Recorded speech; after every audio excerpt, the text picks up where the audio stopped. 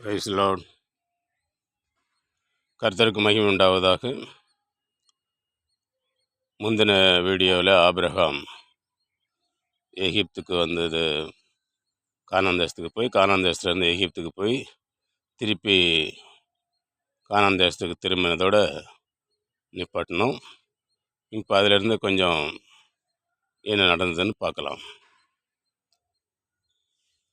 Abraham எகிப்திலிருந்து வரும்பொழுது அவர் பரிவாரங்களோட அவங்க பார்வோன் எதையும் அவன் கொடுத்ததை வாங்காமல் அனுப்பிவிட்டான். தன்னுடைய பிரதானிகளுக்கு ஆபிரகாமுடைய எந்த ஒரு உடைமையும் தொடக்கூடாதுன்னு சொல்லி கண்டிஷன் போட்டு அவங்கள அனுப்பிவிட்டான். அவங்க மீண்டுமாக எகிப்திலேருந்து கானான் தேசத்துக்கு வந்து குடியேறினாங்க. அப்போ பஞ்சாலம் தெளிஞ்சு போச்சு. அவங்க மீண்டுமாக ஒரு பலிப்பீடம் கட்டி ஆபிரகாம் தேவனை தொழுது கொண்டார்.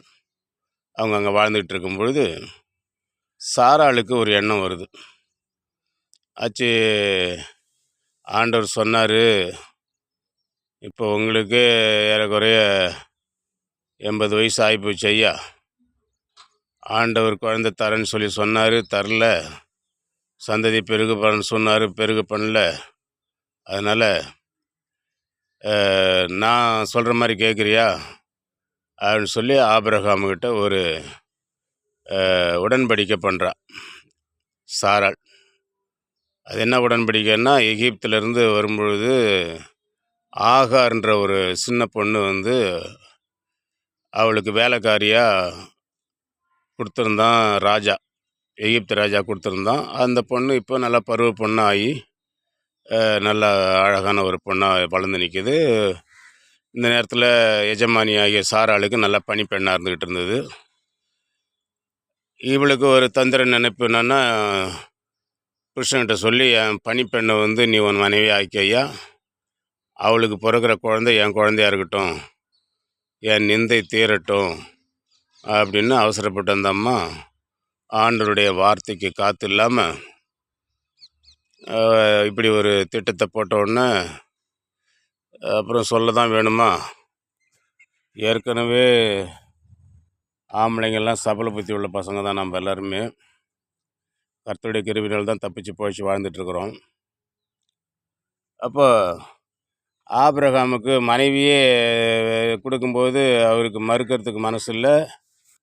அவர் ஆண்டவர்கிட்டையும் விசாரிக்கவும் இல்லை. கிடைச்சது லாபம் நினச்சிட்டு அவர் சொன்னபடி, அம்மா சொன்னபடி செஞ்சிட்டாரு. அதனுடைய விளைச்சலாக ஒரு ஆம்பளை பிள்ளை பிறந்தான். அவனுக்கு இஸ்மாயில்னு பேர் வச்சாங்க. இந்த சம்பவத்துக்கு முன்னாடி இன்னொரு சம்பவம் நடக்குது. மனைவி ஆன பிறகு இந்த ஆகார் கொஞ்சம் திமிரு பிடிச்சி போச்சு. கர்ப்பம் ஆயிட்டா. கர்ப்பமான உடனே சாரா ரொம்ப சந்தோஷமாக இருந்தாங்க அந்த அம்மா சாரா. ஆனால் இவளுக்கு கொஞ்சம் வேலைக்கார பொண்ணு வந்து தான் கர்ப்பமாக இருக்கிறதும் தான் எஜமானி ஒன்றும் இல்லாமல் இருக்கிறதையும் பார்த்தோன்னா கொஞ்சம் ஒரு கேவலமாக ஆகி போச்சு. அதனால் எப்பயுமே ஆகார் இருந்தப்பா இதை செய்யப்பாம்மா, அது போய் செஞ்சுட்டு வாம்மா, வாம்மா போம்மான்னு சொல்லி தான் அன்பாக நடத்திக்கிட்டு இருந்த அந்த அம்மா. இப்போ வந்து ஆகார் இங்கே வான்னாக்கா வர முடியாது. அதை செஞ்சுட்டு வாம்மா, ஏன் நான் இதை எப்போ நீ போய் செய்ய அப்படின்ற மாதிரி திமிராக நடந்துக்கிட்ட உடனே இந்த அம்மாவுக்கு ரொம்ப வேதனை ஆகி போச்சு. அதனால் ஆபிரகாம்கிட்ட போய் அழுகுது இந்த அம்மா. ஆண்டவர் உனக்கு எனக்கு நடு நின்று நியாயம் தீர்ப்பாராக. நான் உன் மடியில் என் வேலைக்காரியை கொடுத்தா அவள் வந்து என்னை மதிக்க மாட்டேங்கிறா, நீ அதை கண்டிஷன் பண்ண மாட்டேங்கிறன்ற மாதிரி புலம்புனா இந்த அம்மா. சாராள் புலம்புன உடனே வந்து அவர் என்ன பண்ணிட்டாரு, அவள் எப்பயுமே அது உன் உரிமை பொண்ணு தானேப்பா, உன் கையில் தானே இருக்குது, நீ என்ன வேணாலும் செஞ்சுக்கோன்னு சொல்லி ஒரு கை கழுவி விட்டார். உடனே இந்த அம்மா ரொம்ப கடினமாக நடத்த ஆரம்பிச்சிச்சு. உனக்கு இம்மா திமிராடி ஆச்சு, நான் தான் என் புருஷனை கொடுத்தேன், நீ என்னையே மதிக்க மாட்டேங்கிறியான்னு சொல்லி இந்த அம்மா கொஞ்சம் ஓவராக கண்டிஷன் பண்ண ஆரம்பித்தாங்க. கொஞ்சம் அதிகமாக வேலை வச்சாங்க. அப்புறம் என்ன சொல்ல 2 உதையும் போட்டிருப்பாங்கன்னு நினைக்கிறேன். இப்படி கடினமாக நடத்தின உடனே இது எழுதுறா பெரிய வம்பா போச்சுன்னு சொல்லிட்டு இது புறப்பட்டு ஓடியே போச்சு. பெயர்சபான்ற வனாந்தரம் அந்த பகுதியில், அந்த வனாந்தரத்துக்கு ஓடி போச்சு. அங்கே அதெல்லாம் பாலைவனம் தான் பெயர்சபா. அந்த பெயர்சபாவில் ஓடி திரிஞ்சுட்டு அலைஞ்சிட்டு இருக்கும்போது உடனே தேவதூதனை ஆண்டவர் கட்டளையிட்டார். தேவதூதன் வந்தார். அங்கே தூதனானவர்னு சொல்லி போட்டிருக்கிறதுனால, அங்கே தூதனானவர்னு பழைய ஏற்பாட்டில் வந்தால் அது இயேசு கிறிஸ்து தான். புதிய ஏற்பாட்டுக்கு வரும்போது தான் அவருக்கு இயேசு கிறிஸ்து பேர். பழைய ஏற்பாட்டில் அவர் பலமுறை ஆண்டவர் மோசைகிட்ட வராரு. பல இடத்துல வரும்பொழுது அவருக்கு பேர் தூதனானவர் அப்படின்னு வரும் பைபிளில். தூதன் அப்படின்னா சம்மன்ஸு, தூதர்கள், ஏஞ்சல்னு சொல்லலாம். தூதனானவர் இந்த வரும்பொழுது பூரா அதுக்கு ஆண்டவராக இயேசு கிறிஸ்து. ஏன்னா அப்போ அது பேர் இல்லை அவருக்கு. அதனால் அப்படி அவர் பலமுறை மக்களோட மக்களாக இருக்கும்போது அவருக்கு தூதனானவர்னு பேர். அவர் தான் வனாந்தரத்தில் பெயர்சபாவில் ஆகார் எங்கே போகிற அப்படின்னோடனே, நான் எஜமானிக்கு பயந்துட்டு போகிறேன், என்னை ரொம்ப மோசமாக கடினப்படுத்துகிறாங்கன்னொடனே, போ திரும்பி போய் அங்கேயே திரும்பி பணிஞ்சு வாழ், அந்த அந்த அம்மாவுக்கு கீழ்ப்பணிஞ்சு நட. ஏன்னா உன் வயிற்றில் இருக்கிறது ஆபிரகாமனுடைய சந்ததி. அதனால் ஆபிரகாமனை ஆசீர்வதிச்சதுனால அவனுடைய வித்து உன்னுடைய உடம்பில் இருக்கிறதுனால இவனையும் நான் பெரிய ஜாதி ஆக்குவேன். இவன் பிறந்தவொடனே அவனுக்கு இஸ்மாயில்னு பேர் வை, அவனை பெரிய கோத்திரமாக்குவேன். அவனுடைய கை மற்றவங்களுக்கு விரோதமாக இருக்கும், மற்றவங்களுடைய கை இவனுக்கு விரோதமாக இருக்கும். இவன் ஒரு முரட்டு சுபாவம் உள்ளவனாக இருப்பான்னு சொல்லி அந்த அம்மாவுக்கு ஆகாருக்கு சொன்னவொடனே அந்த அம்மா திரும்பி வந்துருச்சு. திரும்பி வந்தவொடனே ஓடியான்ட்டோன்னா அதுக்கப்புறம் அந்த அம்மா ஒழுங்காக நடத்துனாங்க. குழந்தை பெற்றெடுத்தோன்னு சொன்னபடியே ஆபிரகாமுக்கு ஏறக்குறைய 90 வயசு இருக்கும்பொழுது நினைக்கிறேன், பைபிளில் போட்டிருக்குது, நான் சரியாக ஞாபகம் இல்லை. 90 வயசில் இந்த பிறக்கிறான். 90 வயசாக இருக்க அந்த வயசில் இஸ்மாவேல் பிறக்கிறான். இஸ்மாவேல் பிறந்த பிறகு 90 வயசில் 85 நினைக்கிறேன், 85 ஏறக்குறைய. ஏன்னா இவனுக்கும் ஈசாக்குக்கும் ஒரு 14 வயசு வித்தியாசம் வரும். அதனால் ஈசாக்கு பிறக்கிறதுக்கு முன்னே 14 வருஷத்துக்கு முன்னாடி இவன் பிறந்துடுறான். அப்போ இவனுக்கு இஸ்மாவேல்னு பேர் வச்சு ரொம்ப எல்லாம் சந்தோஷமாக ஒரு ராஜகுலம் பையன் பிறந்த மாதிரி தான். ஏன்னா ஆபிரகாம் பெரிய சீமானாக இருந்தார், நிறைய வேலைக்காரங்க இருந்தாங்க. அப்போ ஆபிரகாமுடைய குழந்தைன்னொடனே எல்லாருக்கும் ஒரே சந்தோஷம். அவளும் சாராலும் மகிழ்ச்சியோடு எல்லாம் கொண்டாடினாங்க, பேர் வச்சாங்க, சந்தோஷம் கொண்டாடினாங்க. 8ஆம் நாள் விருத்த சேதனம் பண்ணாங்க. இப்படி செஞ்சிட்ருக்கும்போது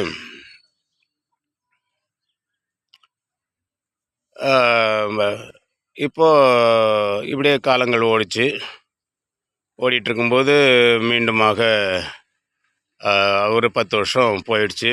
90 வயசு, 90ஆவது வயசில் ஆண்டவர் வரார். பலமுறை ஆண்டவர் ஆபிரகாம்கிட்ட வருவார். அது மட்டும் இல்லாமல் இந்த ஆகாருடைய சம்பவத்துக்கு பிறகு ஏறக்குறைய ஒரு 10 வருஷம் ஆண்டவர் ஆபிரகாம்கிட்ட பேசலை. பைபிளில் தெளிவாக இருக்குது. அந்த 10 வருஷத்துக்கு பிறகு ஆபிரகாம்கிட்ட மறுபடியும் திருப்பி காட்சிக்கு ஆண்டவர் பிரசன்னமாகி அது எடுத்த உடனே என்ன சொல்லுவார்னா, ஆபிரகாம் எனக்கு முன்னாடி நடந்து கொண்டு உத்தமனாயிரு அப்படின்னு சொல்லுவார்.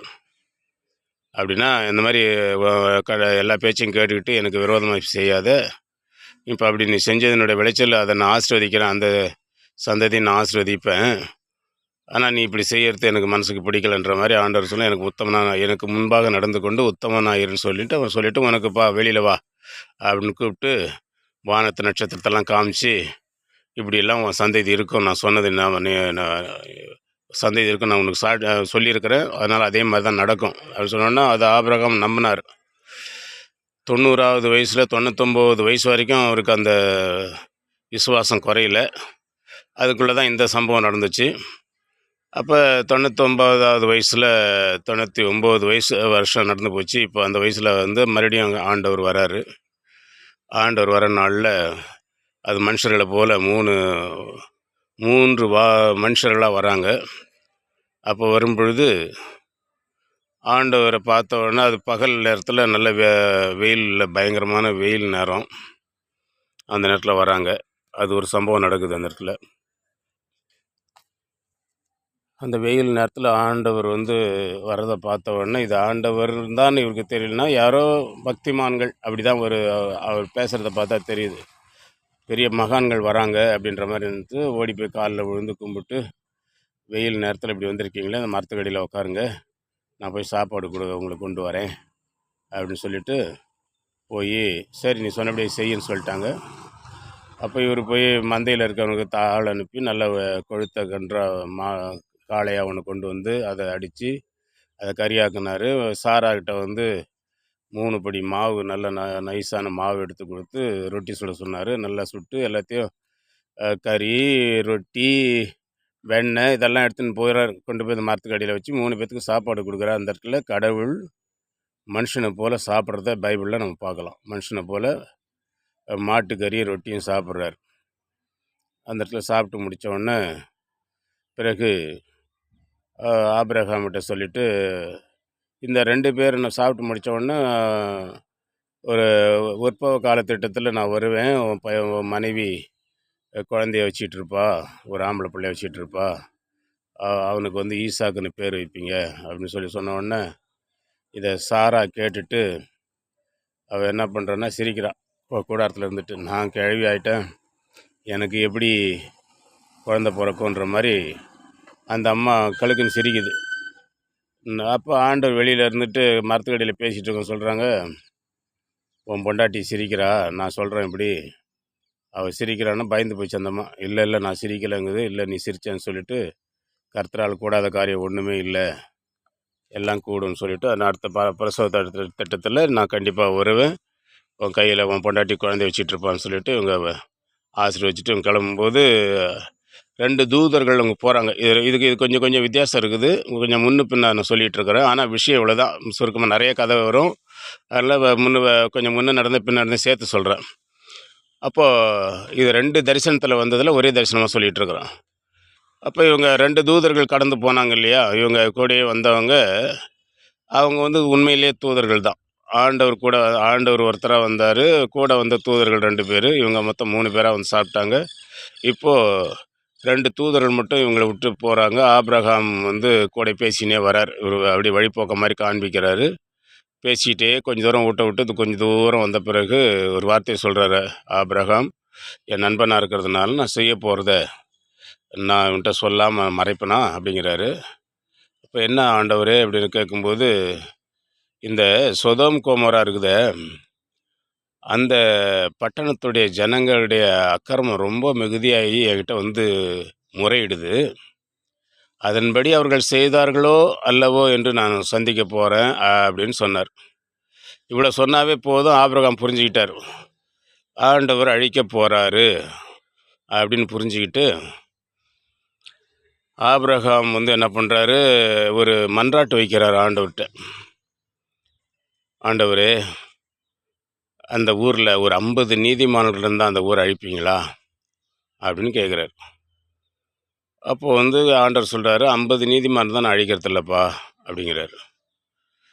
மறுபடி இவருக்கு ஒரு சந்தேகம், ஒரு 45 பேர் இருந்தாங்கன்னா அப்படின்னு சொன்னால் ஒவ்வொரு தடவை ரெக்வெஸ்ட் பண்ணிக்கிறார் ஆண்டவர்கிட்ட, வந்து கெஞ்சுறார். நீங்கள் பைபிள் படிச்சிங்கன்னா ஒவ்வொரு தடவையும் ஆண்டவருக்கு கோபம் வரக்கூடாது, ஆண்டவர் என்னை மன்னிக்கணும், நான் பேச துணிஞ்சிட்டேன் ஆண்டவர்கிட்ட, அதனால் தயவுசெய்து என் மேலே கோவப்படக்கூடாது, 45 பேர் இருந்தால் நான் அழிக்கலப்பா அப்படிங்கிறார். அப்புறம்படி இவருக்கு, ஆண்டவரே, சாம்பலுக்கும் புழுதிக்கும் ஒப்பானவன் பேச துணிஞ்சிட்டேன், ஒரு சமயம் 40 பேர் இருந்தால் அழிக்கலப்பா. ஐயோ, அது கூட இல்லையா, சரி மறுபடியும் கெஞ்சிட்டு மறுபடியும் ரெக்வெஸ்ட் பண்ணுறார், ஆண்டவரே என் மேலே கோவப்படாதீங்க, ஒரு சமயம் 30 பேர் இருந்தால் அழிக்கலப்பா. மறுபடியும் சொல்கிறார், சாம்பலுக்கும் புழுதிக்கும் ஒப்பானவன் நான் பேச துணிஞ்சிட்டேன், கண்டிப்பாக கேள்வி கேட்பேன் அப்பாட்ட, ஆண்டவர்கிட்ட கேட்பேன், நீங்கள் எனக்கு பதில் சொல்லுங்கள் ஆண்டவரேன்னு சொல்லிட்டு, ஒரு சமயம் 20 பேர் இருந்தால் அழிப்பீங்களா, 20 பேர் இருந்தால் அழிக்கலப்பா. அப்புறம் மறுபடியும் கெஞ்சிட்டு, ஒரு 10 பேர் இருந்தால் ஆண்டவரே, 10 பேர் இருந்தாலும் நான் அழிக்கலப்பாங்கிறார். அவ்வளோதான், அது வரைக்கும். அதுக்கப்புறம் இவரால் ஒன்றும் தாக்கு பிடிக்கல, அவர் ரொம்ப व्यसனமாகி போச்சு. அது ஏன் இவ்வளோ தூரம் அவர் கேட்குறாருன்னா, ஏன்னா இது வந்து நான் உங்களுக்கு கதையாக சொல்லிட்டு வரதுனால அங்கங்கே நிறையா துண்டு விட்டு போகுது. இப்போ இதிலேருந்து இன்னும் கொஞ்சம் பின்னுக்காக போகணும். ஏன் இந்த அளவுக்கு இவர் ரெக்வெஸ்ட் பண்ணி கேட்குறாரு, ஏன் அந்த சொதோம் கொமோரா அழிக்க போகும்போது ஆபிரகாம் வந்து இவ்வளோ கெஞ்சுறாரு ஆண்டவர்ட்டன்னு பார்த்தா, இதுக்கு முன்னாடி ஒரு சம்பவம் நடந்தத உங்களுக்கு நான் சொல்றத விட்டுட்டேன். அது என்னன்னு கேட்டா, ஆபிரகாமும் லோத்தும் ஒண்ணா தானே வந்தாங்க. கானான் தேசத்துலேருந்து ஊர்லேருந்து வந்தாங்க. அவரும் பெரிய பணக்காரர் தான். அவருக்கும் ஆடு, மாடு, ஒட்டகம்லாம் ஏகமா இருந்துச்சு. இவருக்கும் ஏகமா இருந்துச்சு. எல்லாம் எகிப்துக்கு போயிட்டு வந்த பிறகு எல்லாருக்கும் நெறைய ஆடு, மாடு பெருகி போயிட்டதுனால பைபிள் என்ன சொல்லுதுன்னா, அவங்க இருந்த பூமி தாங்கக்கூடாது இருந்தது. இந்த 2 பணக்காரர்களும் பெரிய செல்வந்தர்கள்னு சொல்லி போட்டிருக்குது பைபிள்ல. அவங்க இருந்த பூமி தாங்கக்கூடாதா இருந்ததுன்னா, அவ்வளோ செல்வம் அவங்களுக்கு இருந்ததுனால, இவங்க ஆடு, மாடு, ஒட்டகம் அவங்களுக்கெல்லாம் ஒவ்வொருத்தருக்கும் ஏறக்குறைய 50, 60 ஆட்கள். ஆபிரகாம்கிட்ட ஒரு 70 பேர், 80 பேர் வந்து வேலையாட்களே இருக்கிறாங்க. அவங்களுக்கு சாப்பாடு குடுக்கணும், அவங்களுக்கு சம்பளம் குடுக்கணும். அவ்வளோ ஏன்னா ஒட்டகம் மேய்க்கிறவன் தனி, ஆடு மேய்க்கிறவன் தனி, மாடு மேய்க்கிறவன் தனி. இந்த மாரி நெறைய ஆட்கள் இருந்ததுனால, 100 பேத்துக்கு 2 ஆள் இருந்தாலும், அவங்களுக்கெல்லாம் ஆயிரக்கணக்கான ஆடுகள், ஒட்டகம் இருந்ததுனால, ஏறக்குறைய 50, 60 ஆட்கள் வச்சு இவங்க வேலை மெயின்டெயின் பண்ணிட்டு இருந்தாங்க. இது மாரி தான் லோத்தும் செஞ்சுட்டு இருந்தாரு. இப்ப இவங்க 2 பேருக்கும் மந்தை மேய்க்கிறவங்க இருந்ததுனால, அவங்களுக்குள்ள சண்டை வந்துருச்சு. மந்தை மேய்க்கிறவங்க ஆபிரகாமுடைய மந்தை மேய்க்கிறவங்களுக்கும், லோத்தினுடைய மந்தை மேய்க்கிறவங்களுக்கும் சண்டை வந்த உடனே, அது இவங்க எஜமான் காதுக்கு வந்துருச்சு. எஜமான்கள் வந்த உடனே இந்த மாரி அவனை அடிச்சுட்டான், இவன் அடிச்சுப்புட்டான், இவன் திட்டிப்புட்டான். அப்படி வந்த உடனே இவங்க ஒரே மனஸ்தாபம். அப்புறம் இவங்களுக்கு என்ன ஆகல, "ஏன் ஆளை நீங்க அடிச்சீங்க?" அப்படின்னு சண்டை வரும் இல்லையா? அதுக்காக ஆபிரகாம் கூப்பிட்டாரு. "லோத்து இங்க வா, நாம 2 பேரும் சகோதரர்கள். நமக்குள்ள சண்டை வேண்டாம். அதனால நீ இடது பக்கமா போனா, நான் வலது பக்கமா போறேன். நீ வலது பக்கமா போனா, இடது பக்கமா போறேன் சாமி. நீ அதனால உனக்கு பிரியமான பக்கம் நீ போப்பா. நான் ஒரு பக்கம் நான் ஒதுங்கி போயிடுறேன்." அப்படின்னு ஆபிரகாம் பெரிய மனுஷனா இருந்து அழகா சொன்னார். நியாயமா என்ன சொல்லியிருக்கணும், அப்போ பெரியப்பா நீங்க தான் சொல்லணும். நான் நல்லா இருக்கிறதுக்கு காரணம் நீங்க உங்க கூட வந்ததுனால, உங்கள ஆசீர்வாதம் எனக்கும் கிடைச்சிச்சு. அதனால எந்த பக்கம் போகணும்னு சொல்லுங்க. அது மாரி நானும் போறேன்னு இவன் அப்படி கேட்காம இவன் என்ன பண்ணிருக்கிறான், சான்ஸ் கிடைச்சதுடா இப்ப பொறுப்பை நம்ம கையில ஒப்படைச்சிட்டாருன்னு சொல்லிட்டு, இவன் கண்ணை ஏறெடுத்து பார்த்தானாம். கண்ணை ஏறெடுத்து பார்த்தாலும் சொதோம் கொமோரா பக்கம் ரொம்ப பசுமையா இருந்தது. மாடு மேய்க்கிறதுக்கு, ஆடு மேய்க்கிறதுக்கெல்லாம் ரொம்ப பசுமையா இருந்தது. சொதோம் கொமோரா இப்ப எப்படி இருந்ததுன்னா, ஏதேன் தோட்டத்தை போல இருந்ததுன்னு பைபிள்ல குறிப்பிடுது. அவ்வளோ செழிப்பான ஒரு பகுதி. அந்த செழிப்பான பகுதிய பக்கம் நம்ம போயிரலான்னு சொல்லிட்டு, நான் இந்த பக்கம் போறேன் பெரியப்பான்னு சொல்லிவிட்டு, அவன் மாட்டு மந்தையெல்லாம் கூட்டிட்டு அந்த பக்கம் போயிட்டான். அவன் போய் சொதோம் கொமோரா 2 பட்டணம். அங்கே செழிப்பானால அவன் போய் ஒரு பக்கமா அந்த ஊருக்கும் அதுக்கும் பக்கமா இருக்க ஒரு கூடாரம் போட்டு அங்க தங்குனான். யாரு? லோத்து. லோத்தும் அவன் மனைவி, பிள்ளைங்க 2 பேரு எல்லாரும் போய் அங்க தங்குனாங்க. ஆடு, மாடெல்லாம் ஓட்டு போனாங்க. எல்லாம் ஒரு 60, 70 பேர் இருந்தாங்க. அதனால தான் இப்ப ஆண்டவர்ட்ட இவரு ரெக்வெஸ்ட் பண்றாரு. தான் தம்பி மகனை காப்பாற்றணும், லோத்துவை காப்பாற்றணுன்றதுக்காக. ஏன்னா அங்கே போயிருக்கிறானே வாங்கிடுவானேன்னு சொல்லிட்டு. இவர் வேறு பக்கம் போனார். இவர் செழிப்பாக இருக்கிறார். அதுக்கப்புறம் தான் அந்த ஆண்டவர் நிறைய அவரோட உறவு கொள்கிறாரு. அப்போ லோத்து போனவன் அங்கே போனோடனே அங்கே எல்லாம் ஒரே பாழ்பட்டு போச்சு. அங்கே என்னென்னா சொதோம் கொமோரா ஓரின சேர்க்கையில் ரொம்ப ரொம்ப தலை சிறந்து விளங்கினது சொதோம் கொமோரா. சொதோம் கொமோரான்றது சொதோம் பாவம்னு இன்றைக்கி போட்டிங்கன்னா வரும். சொதோம் பாவம்னாவே என்னென்னா ஆணு கல்யாணம் பண்ணிக்கிறது, பொம்பளையும் கல்யாணம் பண்ணிக்கிறது. இன்றைக்கி அந்த அக்கிரமும் பூமியில் பலுகி பெருகிட்டு இருக்குது.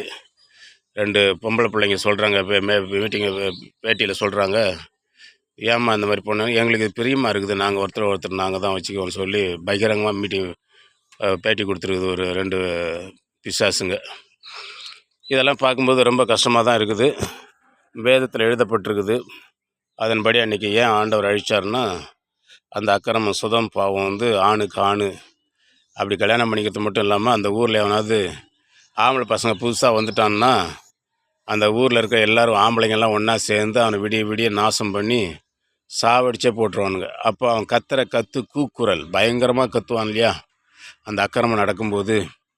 இப்படியே அது மாதிரி எத்தனை பேர்த்த சாவடிச்சானுங்களோ. அதனால தான் ஆண்டவர் ஆபிரகாம்கிட்ட சொல்லும்போது, அந்த சொதோம் கொமோரா கூக்குரல் ரொம்ப பெரிதாக இருக்குது, அதன்படி அவர்கள் செய்தார்களோ அல்லையோ நான் பார்க்க போகிறேன்னு சொன்ன உடனே ஆபிரகாம் கெஞ்சினார் தான் தம்பி மகனுக்காக.